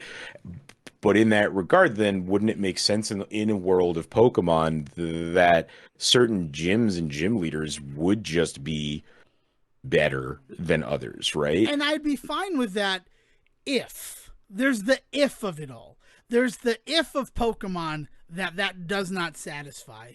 If I could talk to somebody and be told, like, this is this level of gym, like this is a 3-star gym, and then I know, oh, okay, so it's a 3-star gym, so I'm not really able to handle that level of Pokemon, like what Yes. that means. But Communication is key, yeah, for you sure. don't Yeah. know what the challenge of the gym is until you fight a trainer in that gym. And Ugh. you're just like, oh, this guy's got level 50 Pokemon. I can't train anything higher than level 25. Sure. Like to continue I'm down the not metaphor of supposed to like be here. right, to continue down the concept of like this is supposed to be, a dose of realism. It would make total sense that, I mean, even your character, because like your character is not just stumbling in and discovering Pokemon. They're fans of this world already. They would probably have some passing knowledge themselves of like, oh man, I'm gonna become a Pokemon trainer, but I can't go to the local gym because that's a this level gym. I need to go out into the world and find a this level gym instead first. Like just something like that, like would make so much more sense than just like stumble in and find out. Yeah. And and even if I don't know, like I don't know how to make it work, but the other if of Pokemon is until you have Pokemon badges from winning gym matches, you can only train Pokemon to a certain level. So like it that like you can go out there, you find a level 60 Pokemon.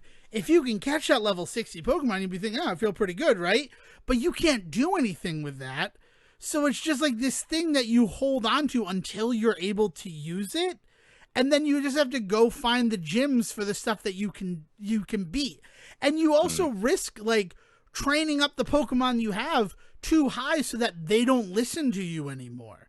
Like there's just too many things in Pokemon that are already there to like combat because of the competitive side of the game, because there are tournaments of it that like do not work with a PvE single player experience. If you're not going to make it, the first gym you go to is going to be these level is the cap. Right. So I mean, I don't know. I don't want to complain about Pokemon, but I'm not going back to it. Like I'm not going back to Sonic Frontiers, and like Sports Story, that's on the back burner now until a patch happens. I'd love to get the Asian release for River City Girls, but I don't know how to get 100% in that game. And like maybe with the patch I can do it, but then do I have to start a new game from scratch in order to do that? Yeah. Like it's just a lot of questions that I have. Right. Yeah. Well, and so this is what I was saying about like decoupling myself from technology is definitely like the number one goal, right? And it's and my problem with saying it that succinctly is that it sounds like one of those people where I'm like, I'm going to go start a farm somewhere, which is in Utah, something that I hear way too often from some of these guys in the tech industry, is they get so fed up with it that they're just going to go run off and raise chickens. And that's not where I'm at. I'm just like, I need to make sure that I can like, breathe correctly if the internet goes out. Like that's the major goal there. And then, part of that is a branching off resolution from that is like, I can't just be buying into this gaming shit. And to that point, film or television anymore too. Like I need to give shit some time to breathe nowadays. Too many people are not giving anything any time to breathe, and it's really kind of sucking the fun out of so much stuff. I found myself going down this really awesome rabbit hole on Disney over the Christmas break, finding all of the things non-Christmas related that they had just thrown onto the service. Like there's Strange just been so World? much stuff. So Strange World is one of them. Yeah. And I don't want to talk about Strange World yet until I rewatch it with the family, because I really enjoyed it, but I have some questions about some things in that I want to hear other people's perspectives on before I kind of start spouting my dumb opinions about some shit in that film, because I found it very enjoyable, but I definitely got hung up on a couple of things, and I'm curious to hear if it's just a me thing. So I encourage audience members to watch it. But there's a reason I think why it's not as big of a mystery to me why it kind of fell out of existence, I guess would be the best way to put it. Well, that said, it's currently the number one thing on Disney Plus. Yes, it fell out of think existence. That's an important thing to talk about. Yeah. Yes, I know. So we're going to give you the week. Like discovered it. We're going to give you the week to watch it, because I watched it yesterday and I have thoughts about it. But I think that a rewatch of it would be good. Especially, we lost the internet 42 minutes into it, and that was awful. Like, because I was like, because it was just starting to feel good, and then going back to it, I'm like, I still was immersed in it. It still was able to suck me back in. Strange World is something to talk about, and I look forward to it. Sorry, but no, the bigger ones that I think the two big ones that I really want to talk about is I'm going to do this in the same order in which I watched them, which is not going to be fair, and you'll understand why in a second. But the first thing was I had completely missed any news about them putting up a 30th anniversary tribute to Beauty and the Beast. It was. Do you mean the live performance or the actual, or is there something besides that? So it's not just a live performance. Did you watch it? I haven't watched it. I just didn't know if it was just that thing where people were doing it. So that's the thing, right? Okay. Is I had no idea what it was. I saw what it was and immediately thought, oh, it's the 30th anniversary of Beauty and the Beast. They've got this really cool cast together. They're going to do something along the lines like a 25th anniversary or 50th anniversary for Les Mis, right? Like and they've done the same thing for Company and all of that stuff too, right? Like this is a common thing with musicals, and it's the 30th anniversary of Beauty and the Beast. Yeah, let's do this. For anybody that doesn't know, it's this phenomenal cast. You have her playing Belle. You have Josh Groban playing Beast. You have fucking Martin Short playing Lumiere and David Allen Greer playing Cogsworth. It's a good time. I'm not gonna spoil the. There's a really big pull for another Yeah, character that yeah. is really Hold wild, off on it and because it I do works. want to watch it, and we can talk about Yeah. it. Well, like so So, that's but another one. it's this gorgeous experience that is a combination of.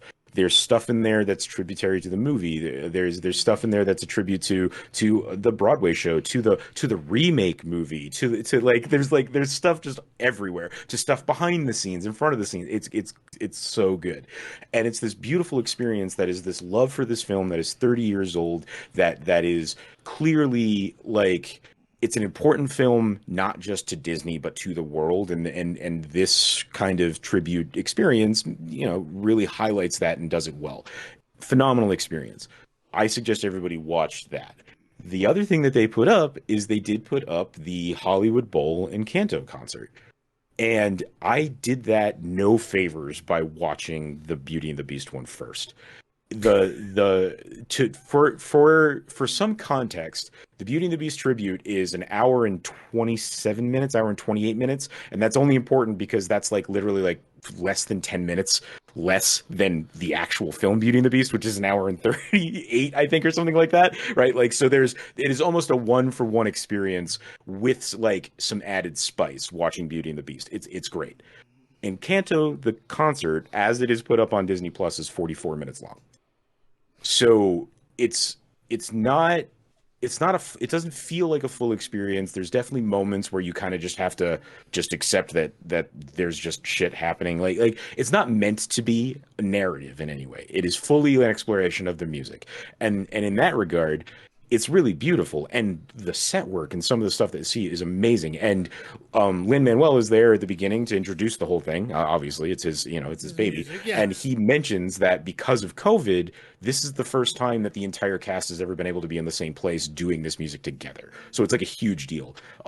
Somebody pointed out to me, and I'd be remiss to not say this, that the other big kind of dirty secret about this whole thing and why it exists is because of the Oscars performance being a fucking mess.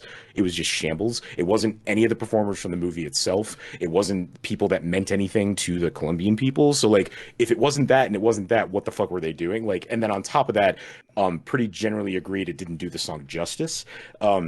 So in a lot of ways, I'm trying to the phrase that was used when I was talking about this last night was with somebody that is very entrenched in the community, shall we say, for fans of Encanto, and she was like, "We kind of feel like we were owed this after what happened at the Oscars," and so I was like, "Okay, that reframes a lot of stuff too." But there's this it is a celebration of Encanto, but it is a celebration of a movie that is 2 years old versus a movie that is 30, right? And so it just doesn't have the same weight behind it. And because of that, the experience doesn't either. Like they don't even try to emulate the weight that they gave to that. So I but the beauty of it is that it was also something that I had no idea was going to be put up, and got to experience that. Just this is all stuff that I got to experience with no prior knowledge. And this isn't like some like thing like we should all stop watching previews or trailers, or stay off the internet, like it's ruining your enjoyment or experience. I will But sign off on that. Don't watch but trailers.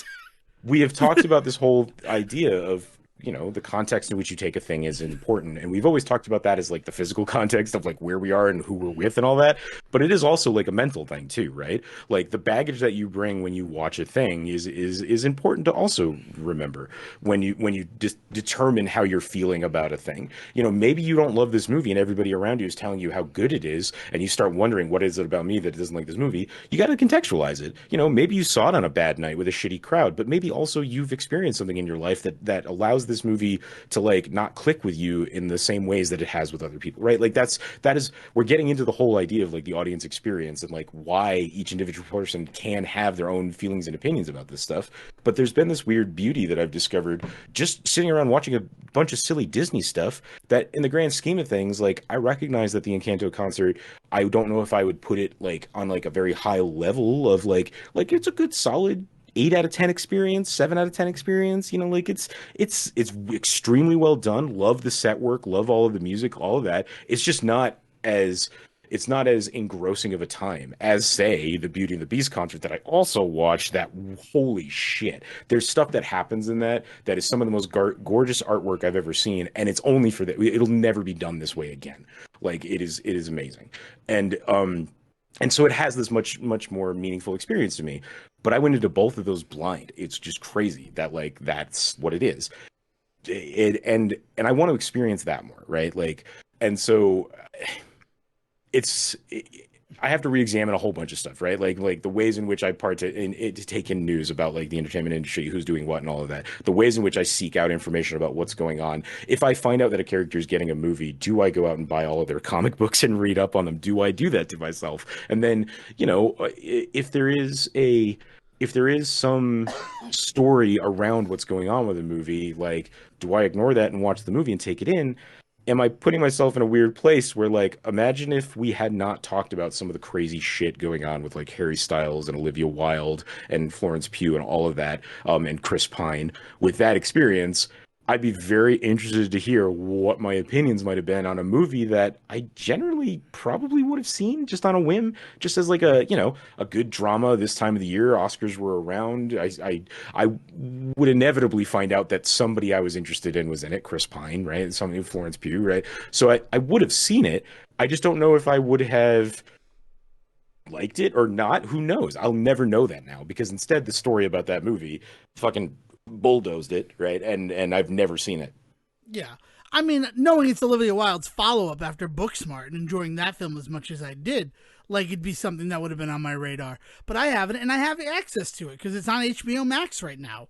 But like, in terms of things that I want to dedicate my time to, that's low priority.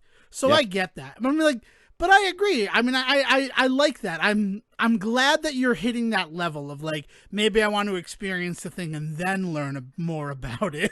But how far does that go, right? Because like, I also, like, I am somebody that grew up with Kanye West being hugely influential at a time when music was extremely important to my development, right? Like, I was still 15, 16 when like Graduation came out and that sort of thing. Like I for my 18th birthday, I was brought to a Kanye West concert at the Ryan Center. Like that is the kind of like that is the world I was in, right? And now what we know now about Kanye West, obviously, like there's a lot of stuff that I need to re-examine about like listening to his music, and I really need to come to terms with. Am I still going to be able to take in some of this shit, considering what we now know about him as a human? All of this stuff, I wouldn't know any of that if I was not in certain circles. It's the kind of shit where like somebody would offhandedly say something about him being like a Nazi, and I'd be like, that seems like you're over exaggerating, not knowing what was going on, right? So like, how deep in to this kind of world am I going to be looking in the future? I don't know. Right now, I know whatever that amount is an unhealthy amount, right? Like it's too much. I spend too much of my time worrying about what's going on with this shit and not enough time just like enjoying the product it's creating. Yeah, and it is. It's going to be like microdosing and figuring out what works for you. I get it, but I am happy to hear that it's something you've recognized and that you're going to be looking at and reassessing. Because it's big. I mean, I remember, like, it happened for me early on, but that day that we sat in that apartment that our friends shared and just watched the trailer for Spider-Man 3 for, like, 3 hours analyzing the film, like, that killed watching trailers like that for me. Like, it's like, I just want to experience the movie. And then imagine going out and experiencing Spider-Man 3. After all of the conjecture that we had come up with for what that film might be based on those trailers. Right. Like it was one of those rise and fall moments for me that really just humbled me towards the whole, well, if I watch a trailer before a movie, Then the movie happens, and hopefully the trailer is purged from my mind. I'm not going to focus on it that same way. And it's just an I mean, we now interesting live in a thing. world where you can literally get sued over what you put in a trailer. So I'm curious to see what trailers even are in the future. Yeah, and that's something to discuss later on. I think the only thing I want to discuss, the final thing that I want to discuss before we send this one out, is just the title, the whole Nepo Baby New Year of it all. Because what you need to remember is that Baby New Year is always the product of the former year, right? So it's nepotism up and down. From year zero all the way down to 2023. That's just one family, Sejohn. That's just one family of New Years. There's a lot of questions this brings. First and foremost, are there people that aren't getting the job? Like, for nepotism to exist, there needs to be a person that is being affected by it. Right? Do people want to be the Baby New Year? By all accounts, it ages you tremendously fast. I don't know. Yeah. No, yeah. So I don't know if there's other maybe fantasy creatures out there that are just like clawing at the chance to be Baby New Year and they're just not getting it. Yeah, where's the Baby New Year Krampus? I haven't watched Rudolph Shiny New Year recently enough or like paying attention enough to know if there's someone else who's looking for the job. But no. I mean, the story of Krampus is not that he wants to be Santa, is it? He's the other side of it. Yes, but right. But once the Coca-Cola company started using Santa Claus in its advertisements, Krampus kind of took a back seat because Krampus ain't serving soda to kids. They should have used him for like Crystal Coke or something. That was Pepsi. That was Pepsi. Pepsi should have embraced Krampus.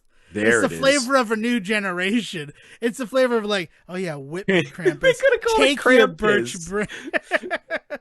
birch Krampsy? I don't know. Krampus. Krampiss. Krampus. Krampus. Yeah, they probably wouldn't do that. Krampsy. I like Krampsy. And it's their holiday Pepsi every year. I don't know. But no, he's not trying to do it. But yeah, and the whole nepotism thing with the end of the year where like people realize that like, oh my God, everybody in Hollywood is related. Like that's the thing we've talked about ever since Brendan Fraser History Month and the question of what famous pair of brothers do people think he is the triplet of? Thank you, Will, for that question. That has burrowed deep into my mind. It's the Londons. The Connollys, isn't it? Or no, not the Connollys. Jason and Jeremy London. Londons. Yeah, it's the Londons. Yeah. Which, that's just the thing. I don't know. And it was just a funny title to me, but like, we're not really going to be talking about Nepo babies. I'm sorry about that. That's not what this podcast is. If you want a podcast like that, let us know, and we'll find someone to host that show for you. Ouch. Yeah. Well, do you want to talk about how Lily Collins is Phil Collins' daughter every week? Is that something that interests you? I think the bigger problem is that we're talking about Hollywood as a business, and it definitely is. It should be talked about as a business in certain respects. But when you start talking about specifics like, say, actors, and oh my God, all these actors are related to each other, it's nepotism up and down. And now we're getting into the conversations about like art, which is a whole other weird level of things, like who has access to it and who has the talents and the abilities and all that sort of shit. Like, and how do you say this person did not deserve to be in this movie because they were related to this person? Like, if somebody really enjoys their performance in that movie, it doesn't. It's a weird realm. Like, we don't. There's no absolutes. There's no definitives to point to. Now, that's not to say that can't eventually happen over time if the same person ends up in the same series of movies time and time and time again, and that series just worse and worse and worse and worse. And someday somebody looks at it and goes, "Why is this person continue to get to make this shit?" And they realize that because they're somebody's like grandson or granddaughter, that's why they're doing this, and it's bringing this franchise down. You could point out over time that maybe I think there is a pattern that proves that there's some nepotism involved, but like I don't know, like the problem is nepotism is a legal term. Yeah, nepotism is a legal term, but you're pointing at things that conceptually are not definable in that way, and so to call them out as nepotism is not fair. But it's a failing of the English language. We don't really have another word to kind of talk about this. I don't know. It's weird. Like there's this assumption that somebody is missing out because this person got the job. is it you when you say that? Did you want to act in this movie? Did you want to be in this Nicolas Did you Cage film want to instead be of Nicolas Michael Cage? Corleone's daughter Yeah, in The Godfather Part 3, but Sofia right. Like, Coppola got the is this what job? you're Like, saying? Like, you're mad because you didn't get the chance to? Because I think that's the other thing is it becomes a much more interesting conversation and a much more solid conversation if it affects a specific person and they say I didn't get this or I was not able to complete this or whatever because of this other thing, because of this person that's related to them. And that's not really the conversation you hear, is it? no, Like the not at conversation is always all. like, I don't like this person. They're only allowed to exist because of nepotism. And it's like that's not that doesn't work like that. Just because you are not a fan does not mean maybe they're just fun to work with. They could be the worst actor in the world, but if they are fun to have on set, they could probably make a living. Yeah. Brian Dennehy. It No, was that's not just, fair. I love no, I Brian love Dennehy. Brian I'm Dennehy. just Don't do that. Brian Cox, related to the Cox Communications family. No, that's not fair at all.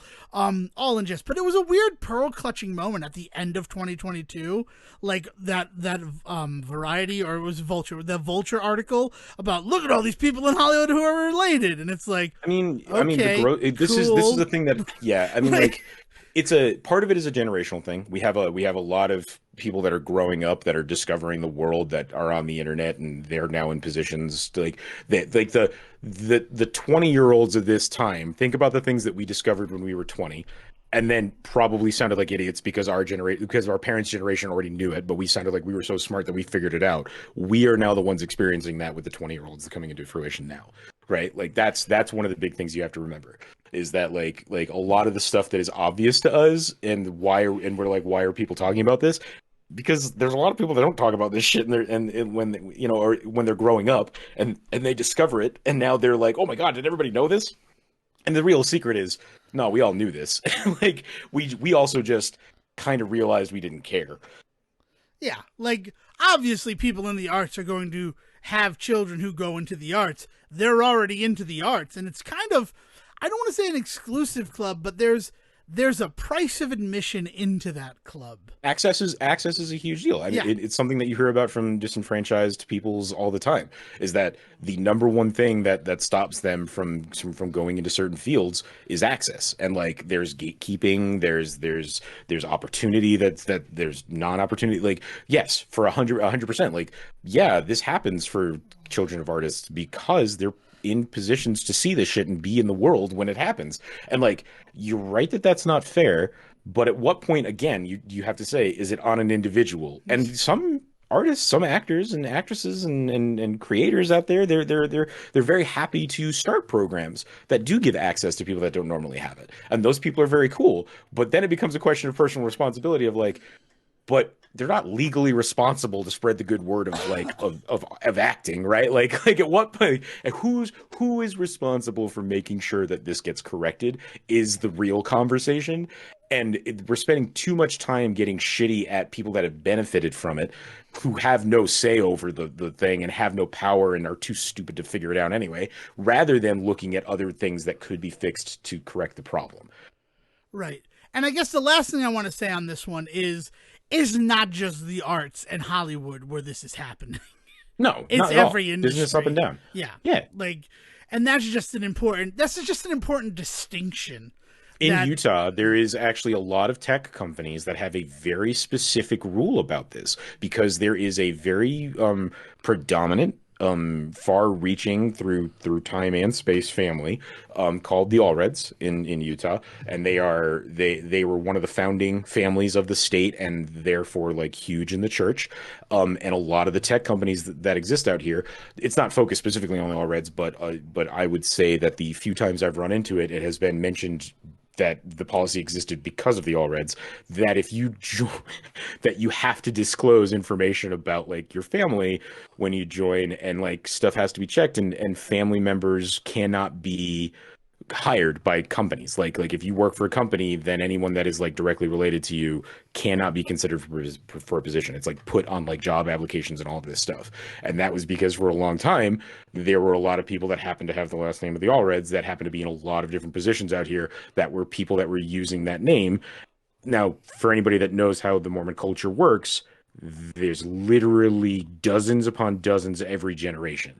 So anybody now that has the last name Allred probably is like 4 or 5 generations removed from these people that are predominant in the state.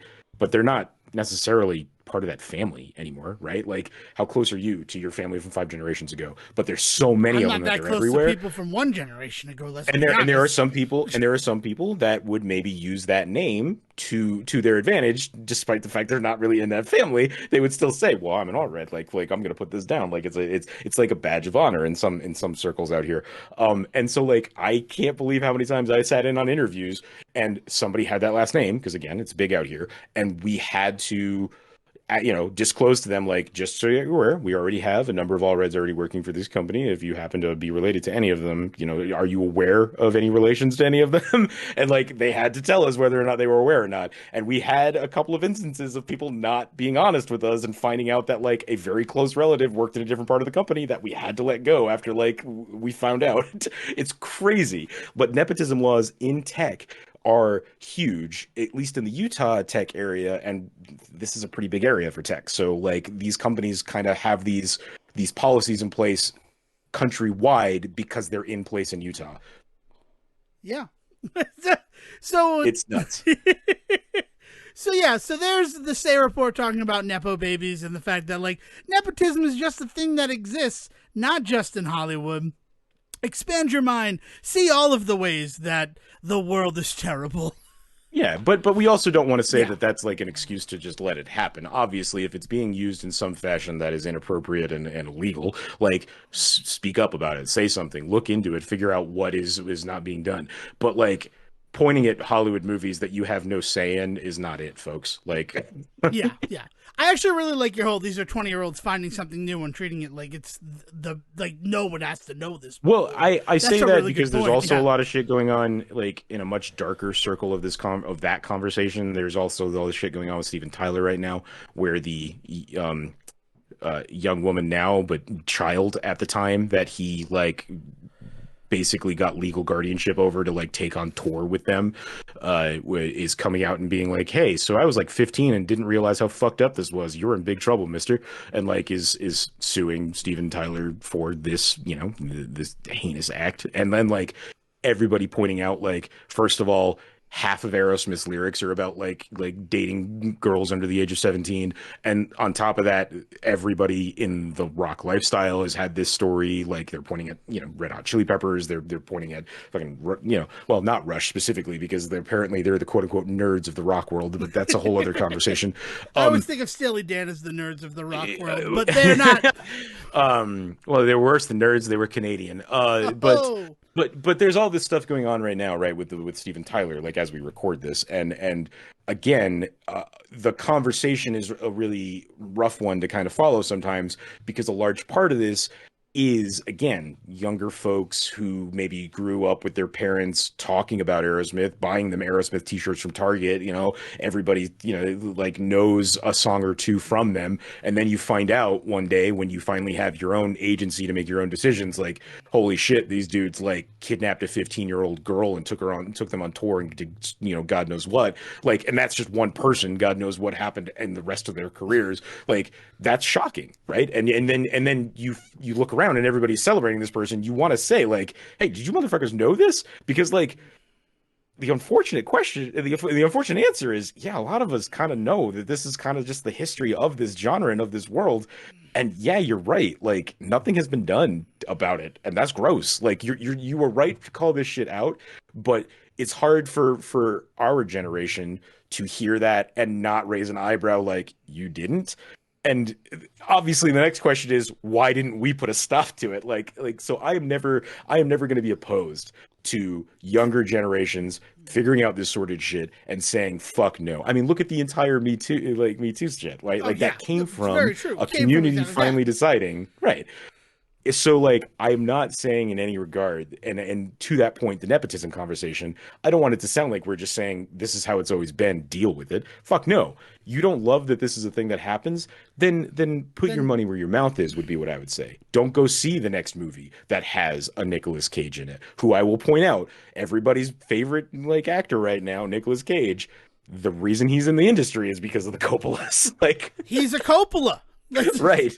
That's just Right. Like, undeniable. but you know, beyond that, like if there is somebody else that you're like, hey, I don't love the work that they put out, and I really feel like the reason that they're even doing this is just because it's a family thing. If that is something that you honestly feel in your heart, then don't support the shit they make.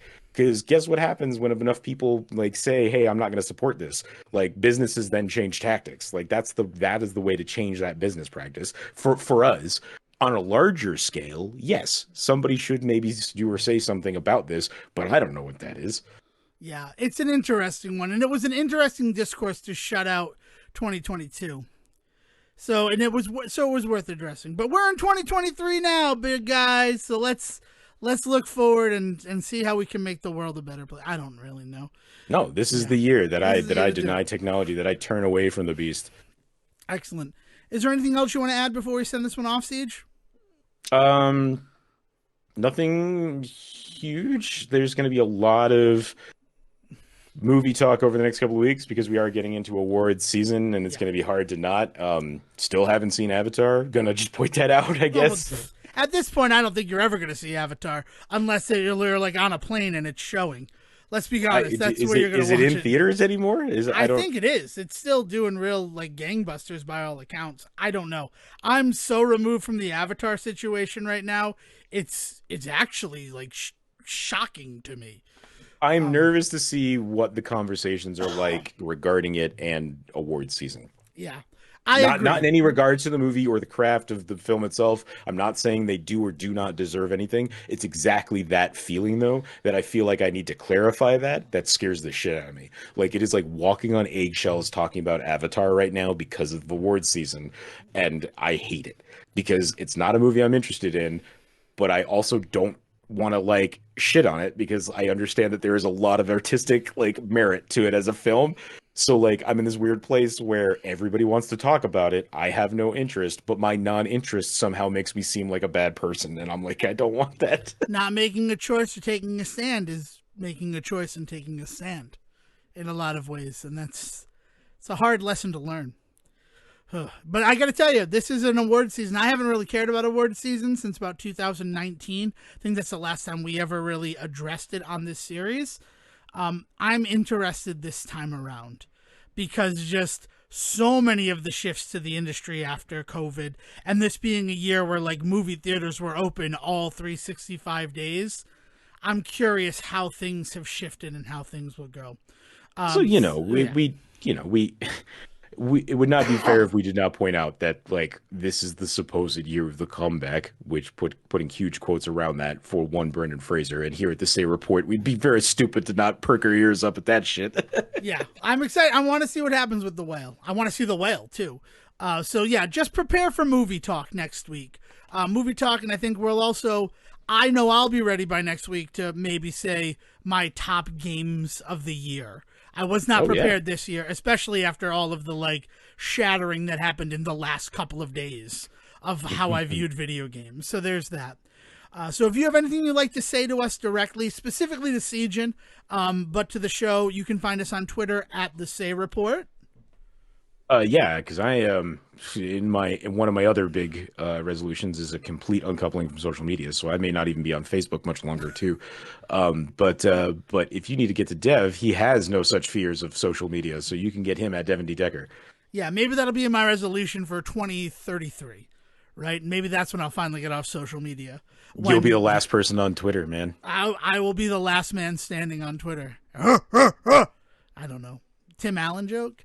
Will? Maybe you can become like the Justin Timberlake of Twitter. You come in Ooh. and buy it after it's died and just sell it to advertisers. Oh, like in the social network. I get that reference. No, it's what he did with MySpace. Oh, really? I didn't know that. I Yeah, thought that he was he just in the basically social he, network. yeah he bought MySpace and now sells it as like advertising space on the reg. Yeah. Ridiculous. All right. Well, thanks for joining us for the first episode of 2023.